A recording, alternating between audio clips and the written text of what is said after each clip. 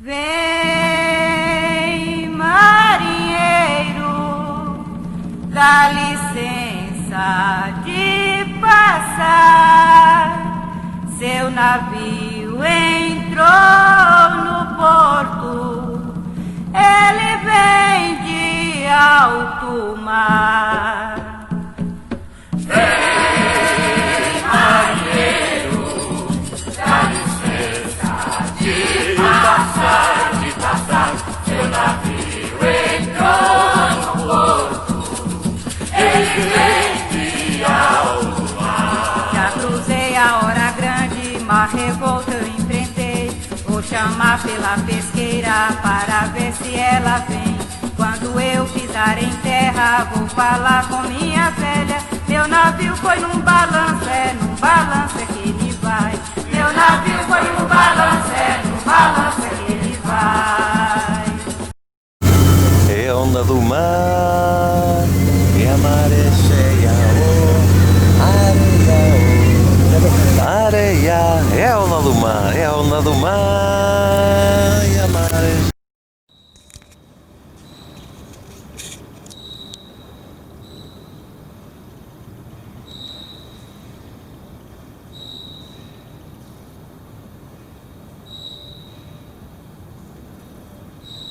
Quer dizer assim algo para mim, pai? Quem são vocês? Nosotros, ¿quiénes somos? Somos un humilde curimbo, un humilde tabaquero, tamborero. La señora Checa aquí es filia de la materia que usted está ocupando. El señor Eduardo, un filho que está acompañando aquí. Ya recibió un ayer de ustedes, en este caso, para que fuese consagrada esta noche. La señora...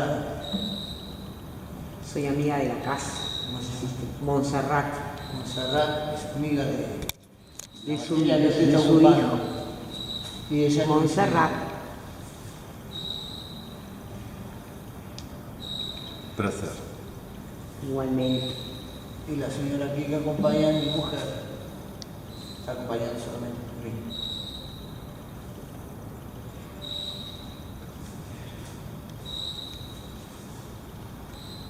De onde é? Yo soy amiga de su hijo, Não, da tua terra. Uruguay. Não, Montserrat. Montserrat viene a ser la Virgen de los Catalanes, España, Barcelona. Conhece? ¿Conoce, pai?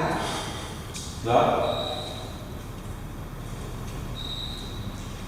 14 anos fui para aí, para pegar os barcos para ir para chegar na Malta.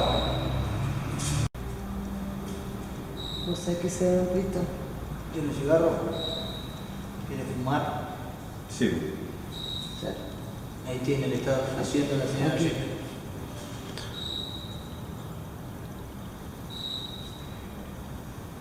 ¿Hay algo que está mal hecho para usted, pai? ¿Algo que está mal hecho para usted?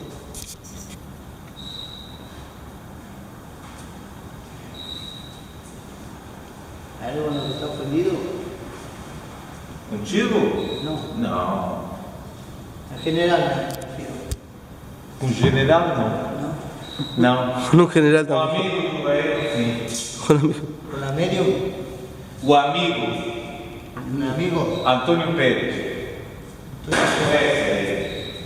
E com a mulher mais linda, a princesa Diébole. Linda, como tem uma só, como seu olho, tem um só.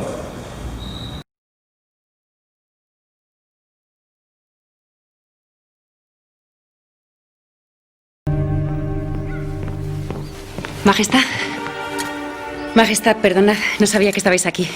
Ay, la pequeña Ana se ha caído y estaba llorando. Creo que se ha hecho daño en el codo.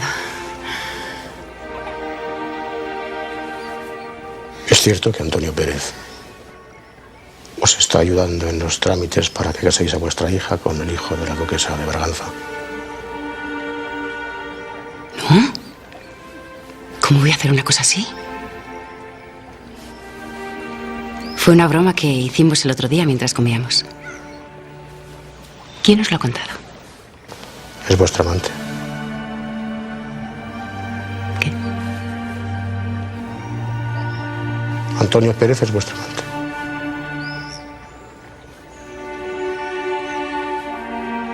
Sí. ¿Acaso os importa? Soy viuda, Majestad. Mi padre ha muerto y no tengo hermanos. Gracias a Dios, no tengo que rendir cuentas a ningún hombre. Ni siquiera a mí. No. Ni siquiera vos. Soy vuestro rey. Sí. Pero no sois mi dueño. Yo decido a quién amo. Solo yo. Pues sabed que amáis a un asesino. Antonio Pérez está implicado en el crimen de Escobedo. ¿Y vos no?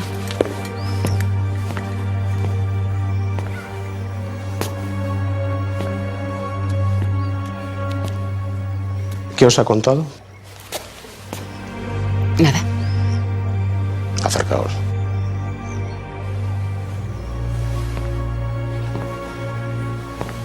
¿Qué os ha contado Pérez?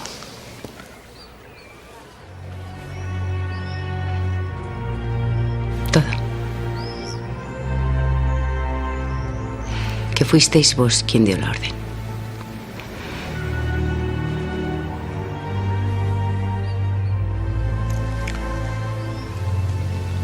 Los designios de los reyes terminan por abrasar la garganta de quien los revela.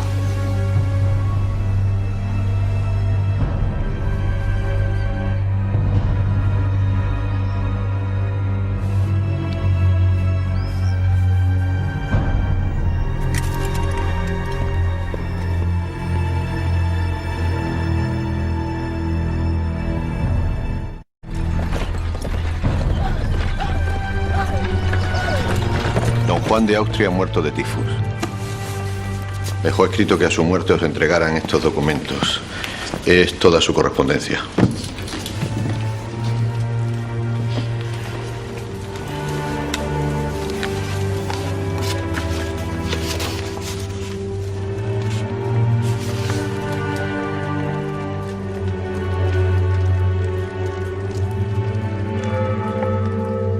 Una carta de Escobedo a don Juan de Austria.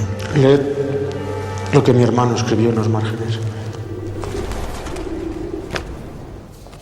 Poned fin a vuestras negociaciones. No haré nada en contra de los deseos del rey. Mi hermano no tenía ninguna intención de atentar contra mí.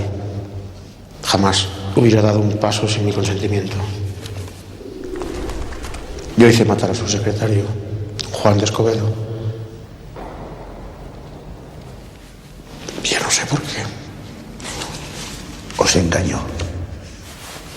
Os hizo creer lo que no era. Destituirlo hubiera sido suficiente. He cometido un crimen injusto. Y sé que de algún modo voy a pagar por ello. Fue vuestra la idea.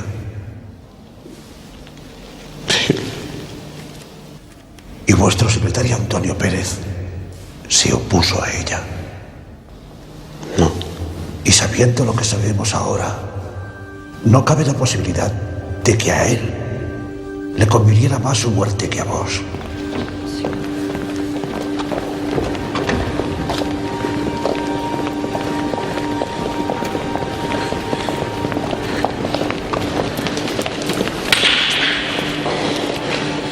Nuestro hijo, el infante Fernando.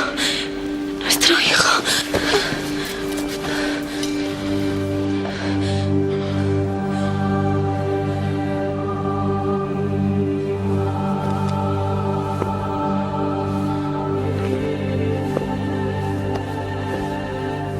¿Quién me envía tanta muerte? El diablo. ¿Es el diablo? ¡Es el diablo!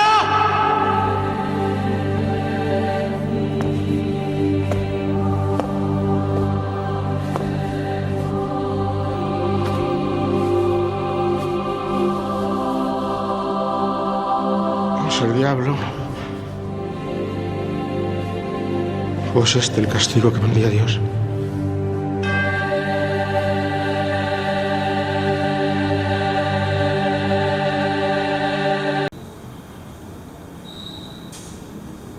¿De dónde era usted, pai? Vim da Espanha também, mas sou de lá, das terras da minha mãe. Lá, longe.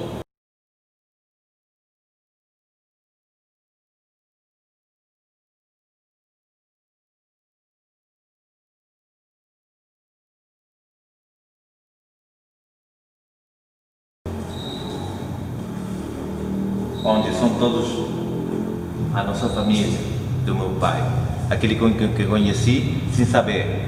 Aquí. El ahijado de don Luis de Quijada acaba de llegar. Decidle que pase, presto. Pasar. Jeromín, de batallas ni una, ¿eh? De latinajos ni medio. Dios guarde a vuestra majestad. Levántate, Jeromín, y ven a mi lado sin protocolo. Con vuestro permiso, señor. Y dime, ¿por qué te has hecho esperar tanto? Perdonadme, señor. Es que aún le faltaba la última puntada a mi casaca. Bien luces con ella. En nada tienes que envidiar a un paje de corte. Gracias, majestad. Qué contenta se pondrá doña Magdalena cuando sepa que el traje ha sido del agrado de vuestra majestad. Veo que la alegría de tu madrina es lo que más te importa. Levanta. El mozo es devoto y bien cumplido. Cariño que le damos, multiplicado nos lo devuelve. ¿Quieres mucho a don Luis y a doña Magdalena? Mucho, majestad. Y no sé lo que daría porque de verdad fueran mis padres y poderles llamar así. No digas eso, Jeromín. Digo lo que siento. Que no hay padre ni madre mejores que los que Dios nos da. ¿Qué dices tú a eso, Jeromín? Bien sé que no debo contradecir a mis mayores. Pero yo pienso que... Habla sin miedo. Yo pienso, majestad, que cuando los pájaros tienen crías, no las abandonan hasta que crecen y aprenden a volar. ¿Sabes acaso si tus padres no te vigilan de lejos y velan por ti? Decís que mis padres, es posible que velen por mí. Entonces, ¿por qué no me buscan? ¿Por qué yo nunca he sabido nada de ellos? ¿Por qué ellos no quieren saber nada de mí? Te rebelas contra el abandono y en verdad que la razón está de tu parte.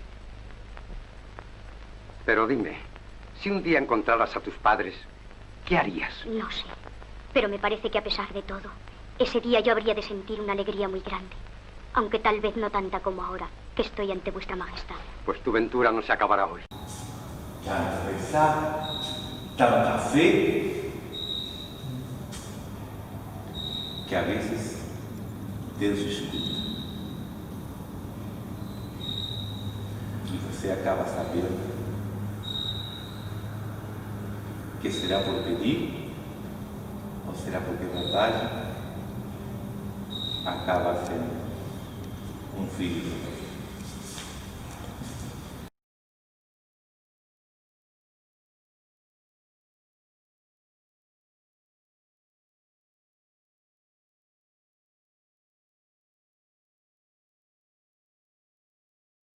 Eu me chamo Jerônimo, como me chamava, até que morreu meu pai verdadeiro.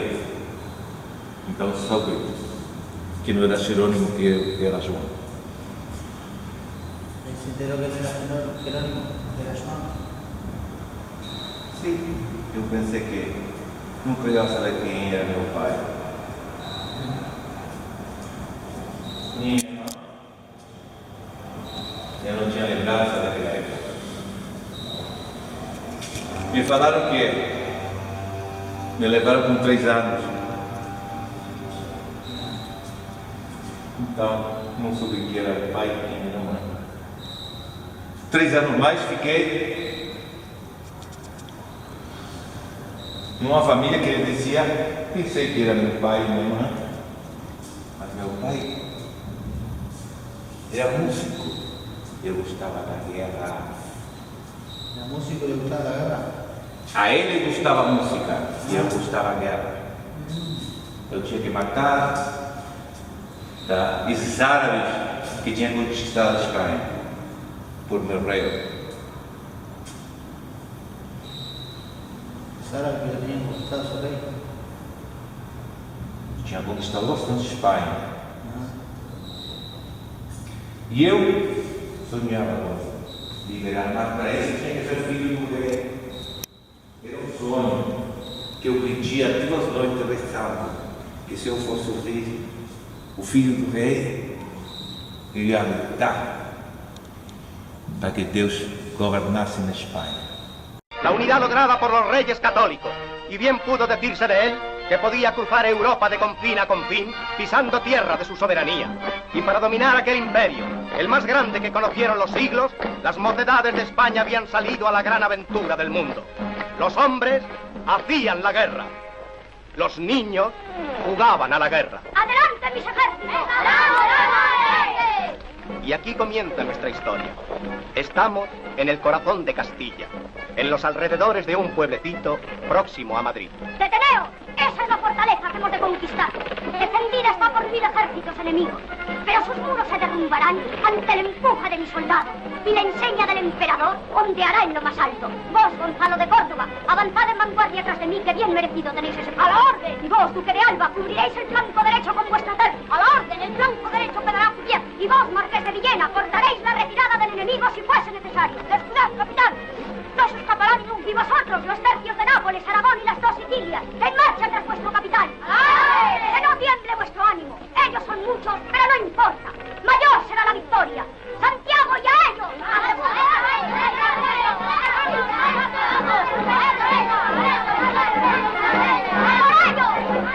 a mis ejércitos! ¡Prestos para saltar las murallas! ¡Comandante Viscancio! ¡Deteneos! Las puertas de la ciudadela se han abierto. ¡Rendíos, enemigos de la cristiandad! ¿Pero qué diablos dices, Jeromino? ¿Otra vez con tus fantasías, Digo la verdad, que es palabra de soldado. ¿O rendís o no rendís? ¿Cuándo te convencerás de que esto no es ciudadela, sino molino? Y que yo no soy Lutero, sino Fermín Muñoz, cristiano viejo, y confirmado para más señas en la parroquia de San Crispín. ¿Te enteras? ¡Mientes, bellaco! O te arrepientes de tus herejías o entramos a saco en la ciudad. Sí, señor Jeromín, sí, me arrepiento de todas mis herejías y prometo desde ahora ser el más fiel vasallo de tan bravo capitán. Hombre, eso no vale, señor Fermín, así no hay quien juegue a las de... Sois tan invendible, soldado, que guerrear con vuestra merced fuera locura. Permitidme, gran señor, que os rinda vasallaje, hincándome de hinojos ante vos. ¡Ay! Nunca.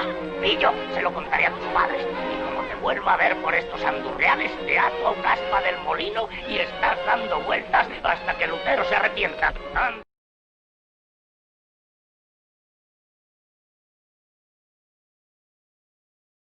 ¡Adiós a la vista!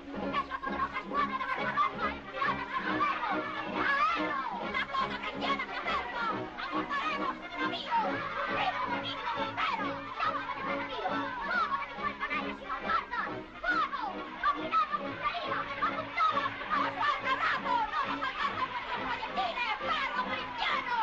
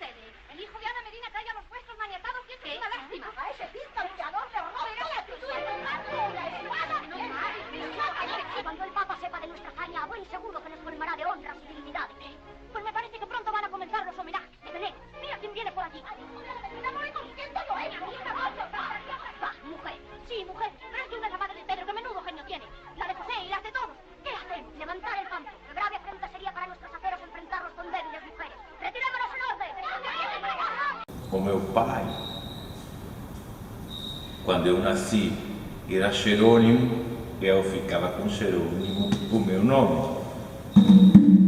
Mas, se eu ia entrar e ser reconhecido como filho do rei, eu ia levar um nome que meu pai ia levar.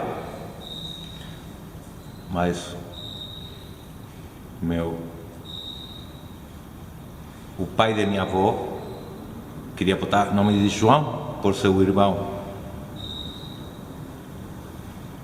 Mas o pai dela falou que não, que tinha que ser Carlos. Então, meu pai de sangue acabou sendo Carlos.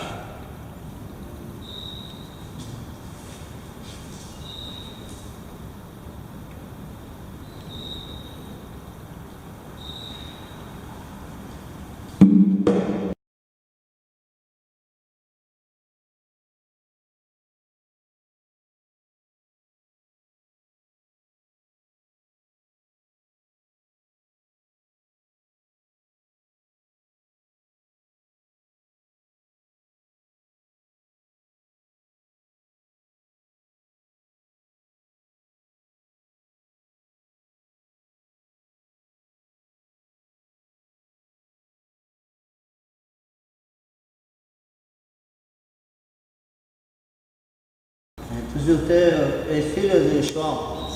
Não, eu sou filho de Carlos. João era o irmão de minha avó, a Joana, que era maluca. João era hermano de sua abuela. Isso, o irmão que morreu. O que era su tío abuelo, João. Isso, é. E a Joana, a maluca, era minha avó. E Joana era sua abuela. Que não estava maluca tanto, não. Estava um pouco doidinha, mas não era maluca não tanto, não. Mas meu pai não perdeu o poder, continuou falando como falava o pai da minha avó, que estava maluca. Porque, na verdade, para os pais da minha avó, Isabel era muito católica.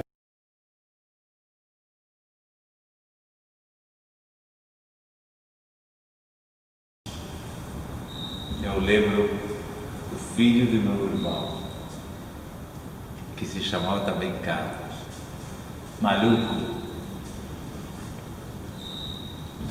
tão maluco que ele corria atrás as servas,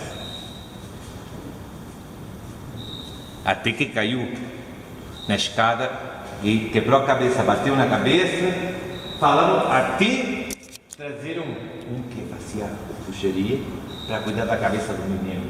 O menino não tinha nada, o menino era aquilo que, como era filho do rei, tudo que queria ser dado. Então não era problema de nada. Trazeram até o corpo do frade no pé da cama do menino para ele se curar da cabeça. Não era doença isso. Não. Mas tinha um problema, porque ele, o filho do meu irmão casou com a prima. Então o menino não saiu muito bem, com doença, com problema, mas era como um maluco, era o diabo na cabeça dele. Queria até matar o pai no momento, para mim me chamou para levar. Quando eu fui capitão do mar por meu irmão, não, porque meu pai quando morreu falou que tinha que ser reconhecido como filho dele. Eu não fui alteza porque era bastardo. Mas pelo menos estava entre os nobres.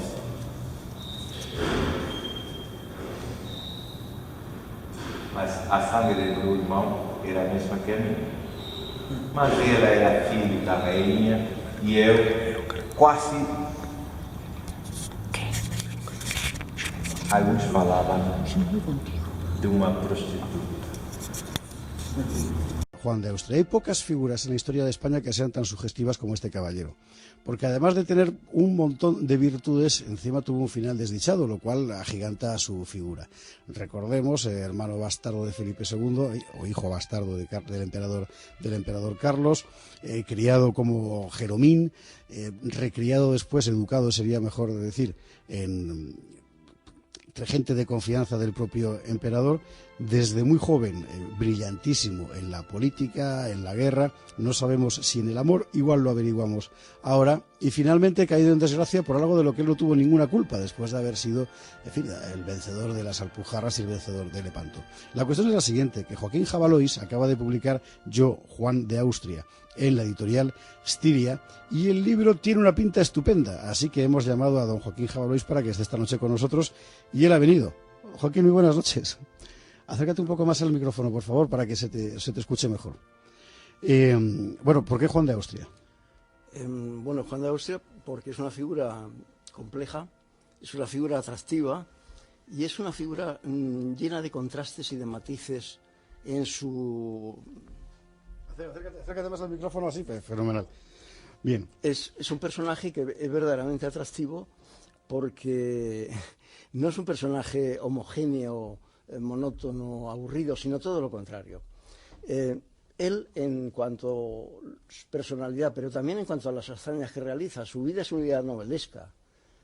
Nace, no sabe quién es su padre, no sabe en qué país ha nacido, con quién vive, es una incógnita. Y entonces empieza su vida pues con una serie de incertidumbres que poco a poco se van desvelando, y cuando se van desvelando se encuentra metido en el corazón del poder del Imperio Español del siglo XVI. Vamos a recordar un poco la figura. Él nace hijo del emperador Carlos y de una dama, creo recordar que Bárbara Blomberg. Sí, era de Baviera. El emperador se había quedado ya viudo de Isabel de Portugal, que es la reina más bella de todos los tiempos. Y bueno, ya mayor, él encuentra, en fin, refugio, un consuelo, en los brazos de aquella moza que además decían que cantaba fenomenal y que estaba llena de virtudes.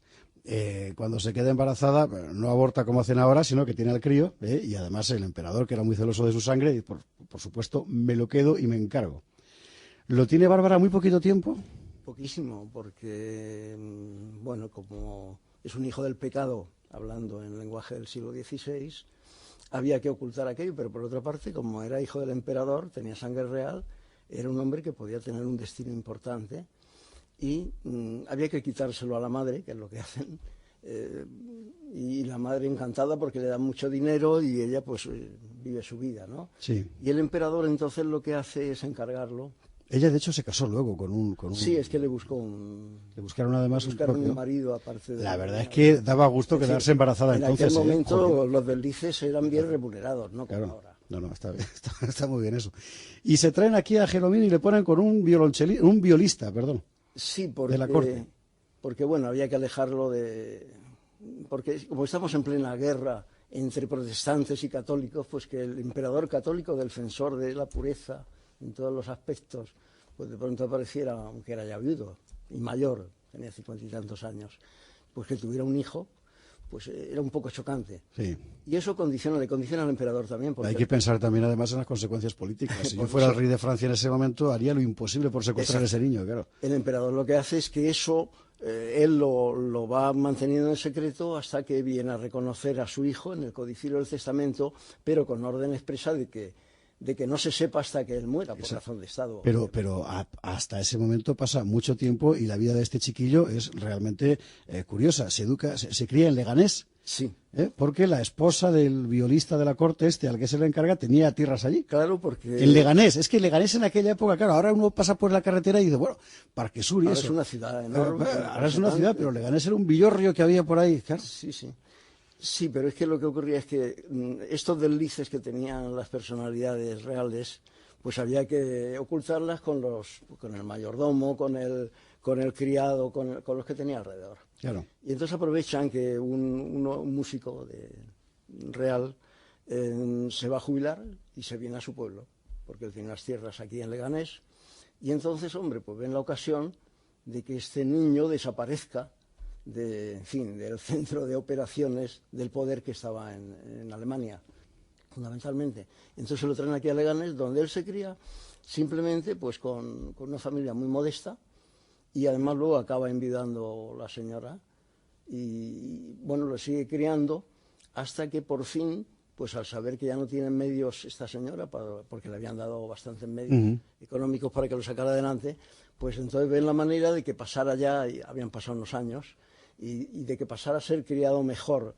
en cuanto a su educación. Y la escena debe de ser impresionante, porque entonces al pueblo de Leganés, que entonces Aparece era un pueblo, aparece una carroza real con el mayordomo de palacio nada menos, que es un personaje importantísimo, la mano derecha del emperador, que lo coge y se lo lleva a su casa. Enseñando un pergamino, que claro, la señora, que no sabía leer, como es lógico en aquella época, pues no sabía lo que decía, llaman al cura, y el cura le dice, sí, aquí es que tiene que devolver el niño a quien se lo entregó. Bueno, pues nada, pues empieza a llorar. Ese personaje es fundamental, el que se lo entregó, el mayordomo de palacio. Sí, es muy importante ese personaje. No se lo entregó directamente a él, se lo entregó a uno que envió él, porque, sí. Porque luego el que fue en la carroza se lo llevó al castillo donde vivía. No recuerdo el nombre del mayordomo, perdóname. El mayordomo de palacio era don Luis Quijada. Quijada, exactamente. El mayordomo de palacio, el mayordomo del emperador. Hay que decir que el mayordomo del emperador es la mano derecha y la mano izquierda del emperador. La mano izquierda, la mano trasera. No es el mayordomo de Luis Bárcenas. No es como un mayordomo. No. Es que resolvía los temas no solo políticos, importantísimos, sino también los temas domésticos. Parece que a Quijada fue el que se le encargó en principio llevarse al niño de Europa, traerlo para acá, desde Alemania, pero a través de España, otra persona. Es otra persona. Y lo lleva a vivir con Quijada. Y Quijada, y en particular su mujer, se encargan de que, en fin, Jeromín tenga una educación absolutamente caballeresca. Menos mal que este matrimonio no tenía hijos. Tenía una educación, pues, como es lógico, tradicional, eran los señores de Villa García de Campos, en Valladolid, y le dan una educación que es una impronta que le queda para toda su vida, porque es una fe sencilla y profunda la que tiene, independientemente luego de la vida que vaya llevando en las vicisitudes de su vida. Exactamente, le ponen un buen militar para que le enseñe a manejar la espada, porque el un buen latinista. En fin, el emperador había dicho que, a ser posible, que acabara en un convento.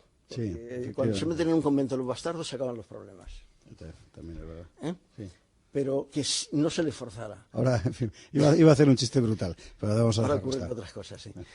Entonces, bueno, él no tenía vocación religiosa, obviamente, después de mucho tiempo lo vieron, y contrastado eso, comenzaron a darle una educación fundamentalmente militar. Hay que recordar que él va a la universidad con Alejandro Farnesio, con el infante Carlos, el hijo de Felipe. Ya le han reconocido, cuando ya le reconoce. Exacto. Después es verdad, nos estamos saltando una parte que debe ser muy impresionante, claro, que es cuando él se va a Yuste con Quijada y allí está el emperador. Hay dos partes anteriores muy bonitas, que son, primero, cuando él convive con su padre sin saber que es su padre.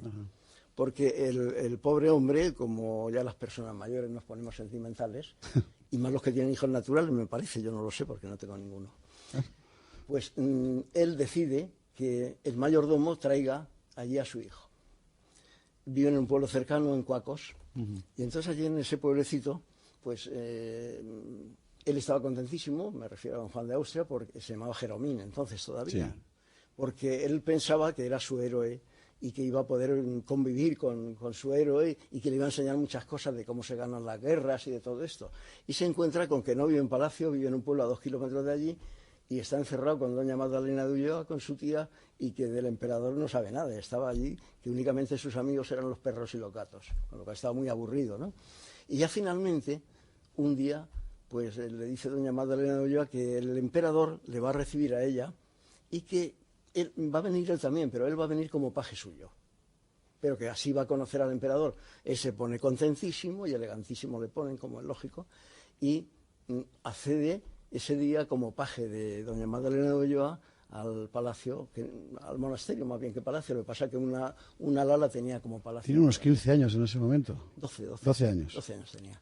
Y entonces este chiquillo, pues era el sueño de su vida, conocer al emperador, claro. El vencedor de Müller, el vencedor de Túnez, en fin, el hombre más poderoso del mundo. Claro. Es decir, que para él era un sueño infantil, porque él siempre en las guerras infantiles que hacía, esas luchas de moros y cristianos que hacía, sobre todo en Leganés, él era siempre el jefe de los cristianos.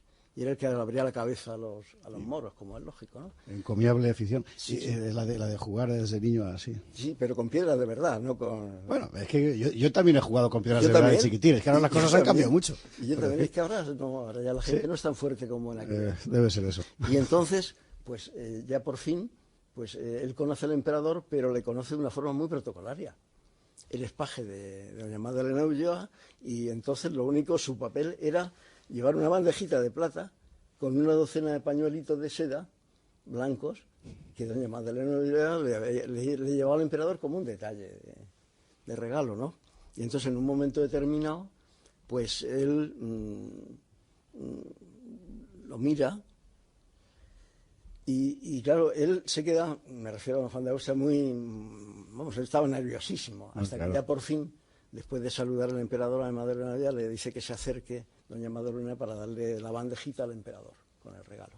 Se arrodilla, le da el regalo y ve un gatito por allí que está jugueteando por los pies del emperador.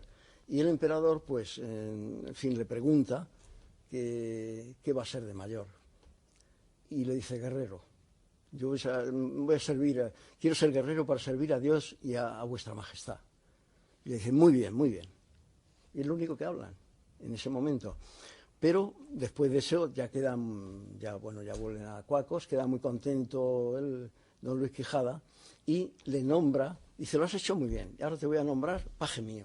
En vez de paje de doña Magdalena vas a ser paje mío. Con lo cual tú podrás venir con mucha frecuencia allí al palacio y estar de vez en cuando quiera y te llame el emperador, estar con él. Entonces durante aproximadamente 2 meses conviven. La convivencia es mínima, como es lógico. Claro. Es decir, él estaba por allí de paje de don Luis Quijada, que era el mayordomo del palacio, era como el jefe de la casa del emperador. Y entonces, pues de vez en cuando le encargaba alguna cosita. Pero vamos, al emperador lo veía siempre de lejos. Lo que pasa es que el emperador era muy pillo, y entonces le sonreía, le hacía algún guiño, y él se arrodillaba y le hacía una reverencia, hasta que ya, pues, pasadas 3 o 4 veces ya le llamó al emperador. Y ya tenían pues diálogos cortos, muy cortitos, diálogos, pero para él estaba orgullosísimo esos diálogos, y me imagino que para el emperador pues serían muy gratificantes el ver cómo ese niño pues se iba educando y se iba creciendo, ¿no? Y esta es una etapa fundamental. Y la segunda etapa importante antes de lo de Alcalá es cuando ya ha muerto el emperador, se vuelven otra vez a Villagarcía de Campos, y entonces en Villagarcía de Campos pues allí, en fin, hay una vida relativamente monótona donde él recibe sus clases, donde se va formando, hasta que un buen día le dice su tío, don Luis Quijada, que va a hacer una cacería.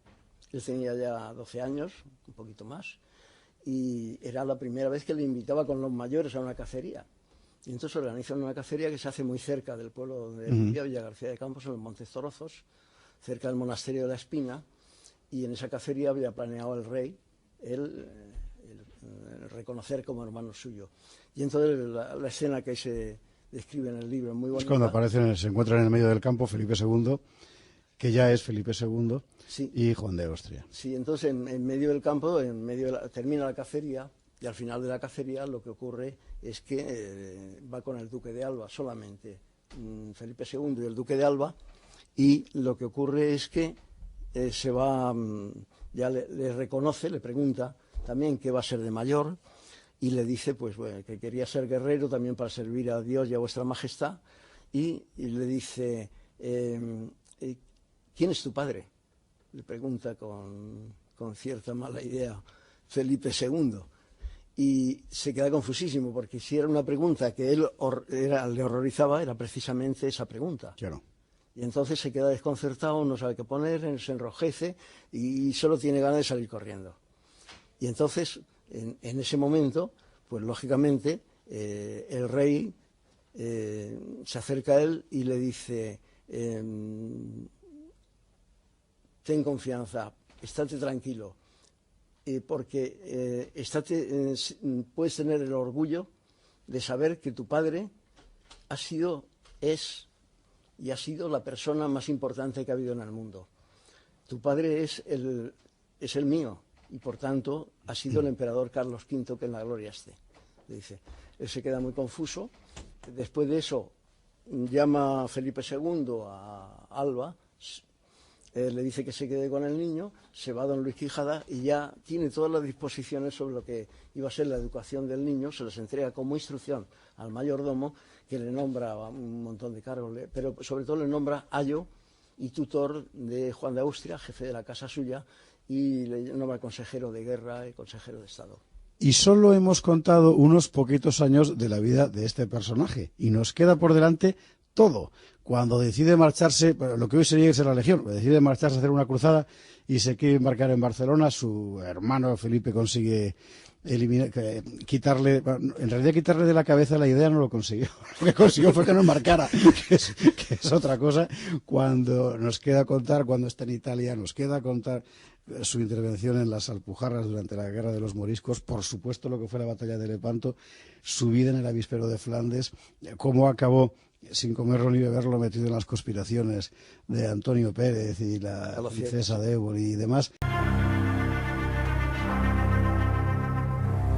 7 de octubre de 1571.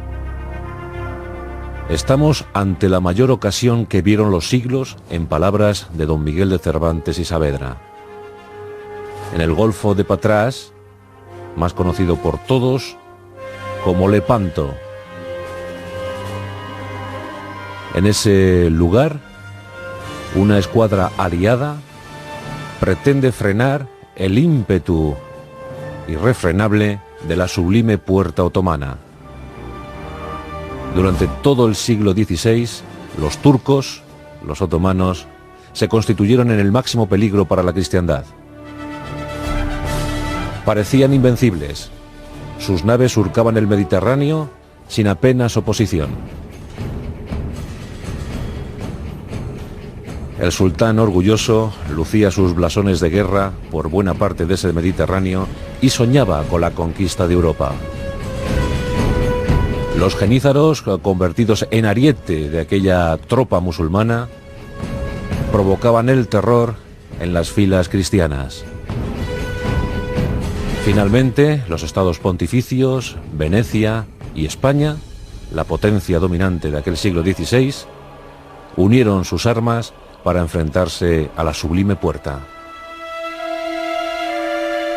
Al frente, a la vanguardia de la escuadra aliada compuesta por más de 200 galeras, se situó un jovencísimo almirante, su nombre Juan de Austria, hermano natural del rey Felipe II. Con muy pocos años, pero con un magnífico porte, con exquisita galanura, supo asumir la difícil misión que le iba a convertir en uno de los grandes héroes de la historia europea. Juan de Austria supo dirigir muy bien sus naves y, apoyado en la veteranía de almirantes como Andrea Doria o el mismísimo Álvaro de Bazán, supo dar un golpe maestro a las ambiciones turcas en el Mediterráneo. La batalla de Lepanto no fue tan decisiva como algunos quisieron ver, pero sí que en efecto parece que sirvió para frenar, o por lo menos quemar, chamuscar, las barbas del sultán.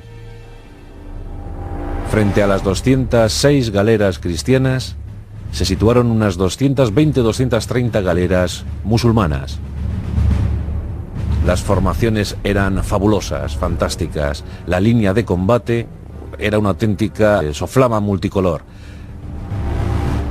Y es que la ambición de unos y otros no iba a cejar ni un solo paso. La verdad es que no querían perder esa batalla porque sabían que se jugaba mucho. Se creó una línea de combate de varios kilómetros. Y en el albor de ese 7 de octubre de 1571, Juan de Austria supo aleccionar a sus hombres para que se lanzara con determinación a un combate singular. En los inicios de aquel día, las escuadras se divisaron y pronto chocaron.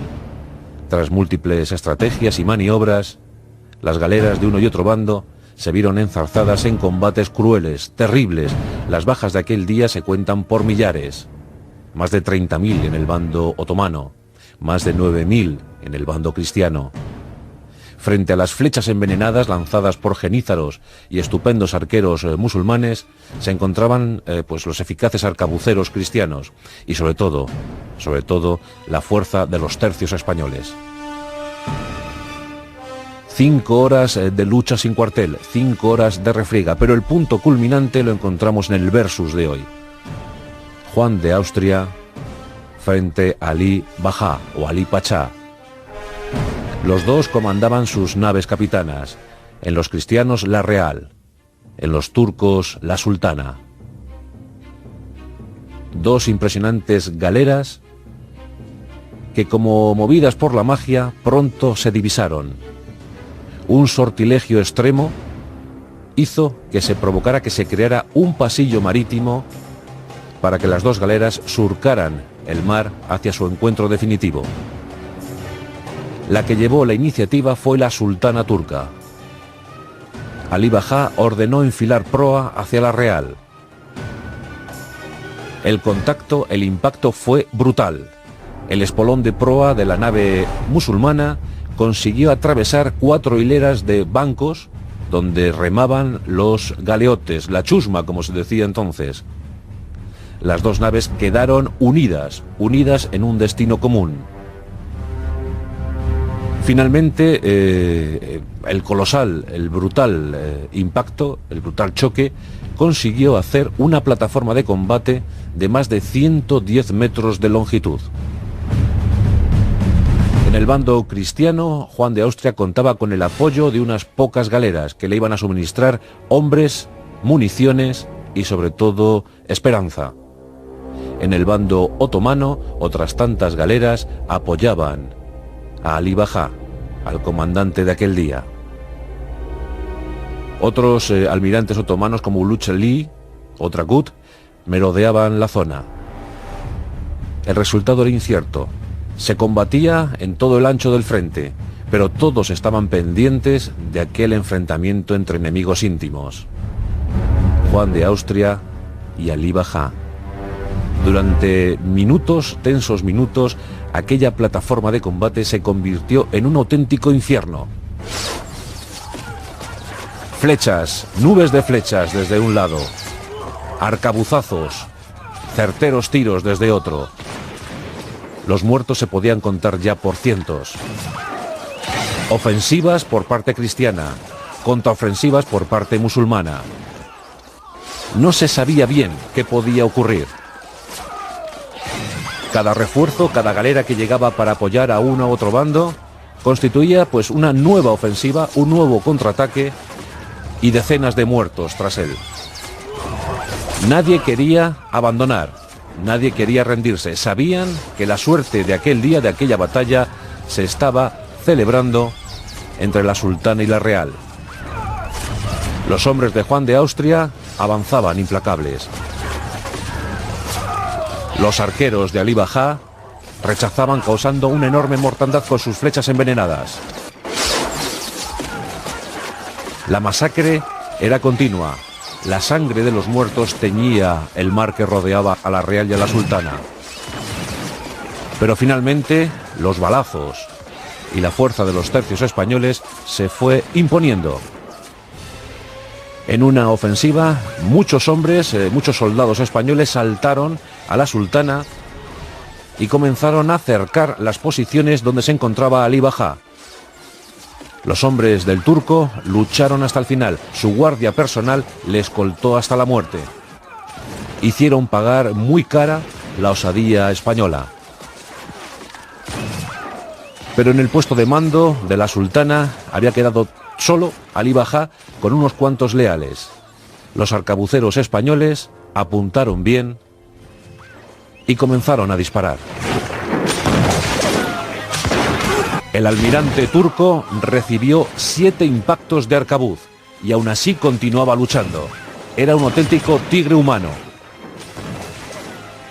No quería abandonar este mundo sin llevarse por delante a unos cuantos enemigos españoles. Pero finalmente el sultán turco fue abatido y cayó al suelo. Un soldado marbellí, un soldado español malagueño llamado Andrés Becerra, se apropió del blasón de guerra turco y un galeote seccionó la cabeza del musulmán. El último gesto de este combate tremendo, desaforado, fue el galeote enseñando la cabeza cortada de Alí Bajá a Juan de Austria. Este, en una acción que le honra, no quiso hacer mofa de aquella cabeza y ordenó al galeote que la lanzara al mar. Juan de Austria mostró cierto asco ante la acción del galeote, no quiso aplaudirla. De esa manera también se rindió homenaje al enemigo que con tanto ardor había luchado. El desastre para la escuadra turca fue total. De las 230 galeras, unas 180 fueron hundidas, apresadas, solo unas pocas consiguieron regresar a puerto. Y en ese puerto fueron desarboladas en territorio turco a fin de evitar la captura de los cristianos. Se pensaba que los cristianos podían llegar hasta tierra turca e iniciar allí una suerte de ofensivas, pero no lo hicieron. Juan de Austria ordenó regresar a puerto seguro para evaluar las pérdidas. Casi 9.000 soldados habían muerto en combate o víctimas de las flechas, del veneno, de las heridas. 9.000 muertos, 30.000 en el bando turco. Miguel de Cervantes, soldado de los tercios, a bordo de la galera marquesa, había recibido también algunos impactos que inutilizaron su mano izquierda.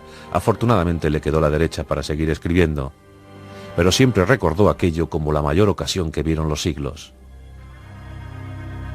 Y nombres para la historia: Andrea Doria, Juan de Austria, Álvaro de Bazán, Miguel de Cervantes. Pero no olvidemos que los turcos también se batieron con gloria y que prosiguieron con sus conquistas por el continente.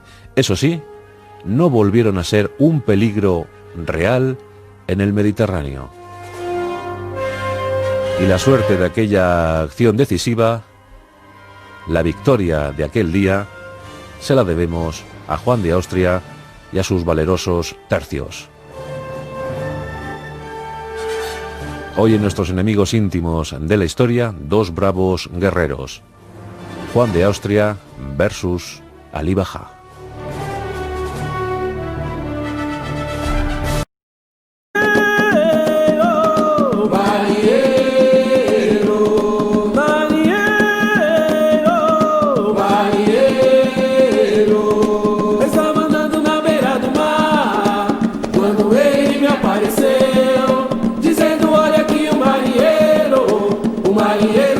Sou eu. Ele me disse assim: se ame muito, faça valer a sua liberdade e agir como pensar. Ponha para fora as suas verdades, ponha para fora as suas verdades, ponha para fora as suas verdades. Toma cuidado, marinheiro, nas ondas do mar. Toma cuidado com seu barco, não deixa virar. Toma cuidado, marinheiro, nas ondas do mar. Toma cuidado com seu barco, não deixa virar. Tem vento nas ondas do mar. Cuidado, seu marinheiro, o barco pode naufragar. Tem vento nas ondas do mar. Cuidado, seu marinheiro, o barco pode naufragar.